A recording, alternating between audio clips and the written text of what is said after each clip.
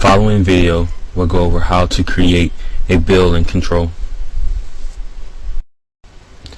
Alright, let's go to Control.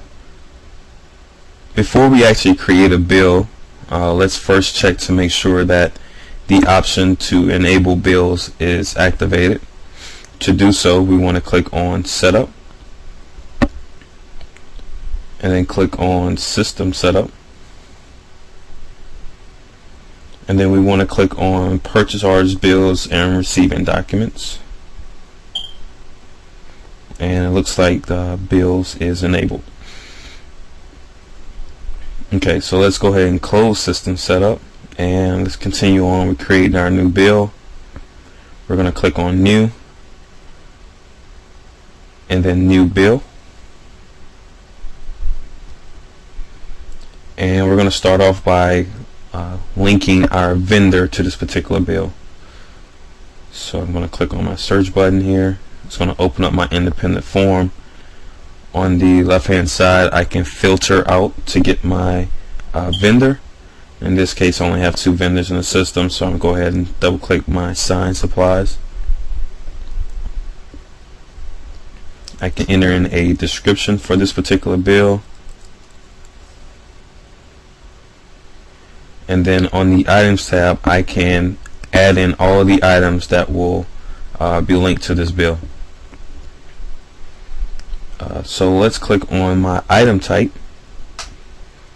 and I have a bunch of different categories I can choose from.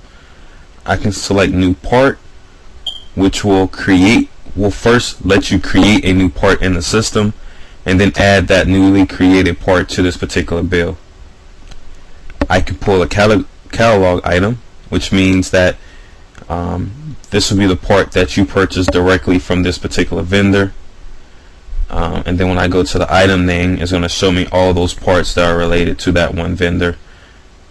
And then of course it's going to, this description, expense account, and quantity would all be tied to the vendor account.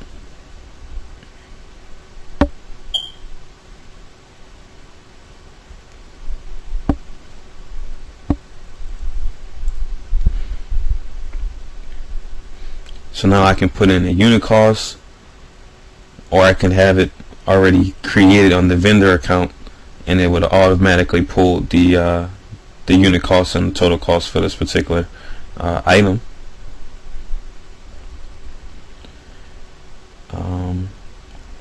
Or maybe this particular vendor, maybe you're purchasing a new part from this vendor. You can go to the part category here and then go to the item name and then select a part that's already created in the system.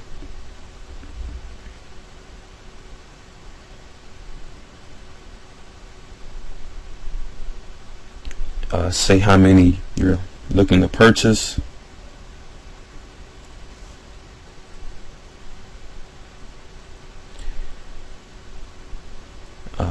As well as I can add in another expense account. I can add in notes that can show up on the bill as well, or any kind of other material, labor, equipment. Once I have my items attached to my bill, I want to look towards the bottom here to make sure this information is correct. It's going to tell me who's the bill payable to, the shipping address of this particular vendor, my payment term information, and I would then have to select, or I can enter in the shipping method for this particular vendor. Now all of these fields can be defaulted from the vendor account, and then as well as I can enter in a memo or the reference number from the vendor. Control is going to give me my bill total. I can always come over here and overwrite it or enter in discounts and tax information for it, and this is all information that you would obviously get from your vendor. You can change what the actual invoice date is, and let's move over to the vendors tab. By selecting the vendor, it's going to show us the payable information and ship to information. as well as the contact for that particular vendor.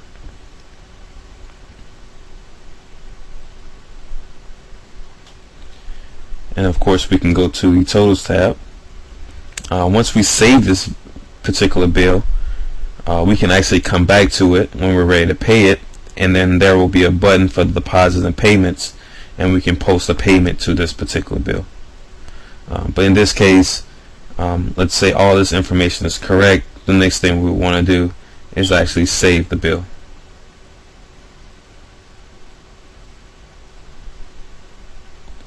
This will conclude the video.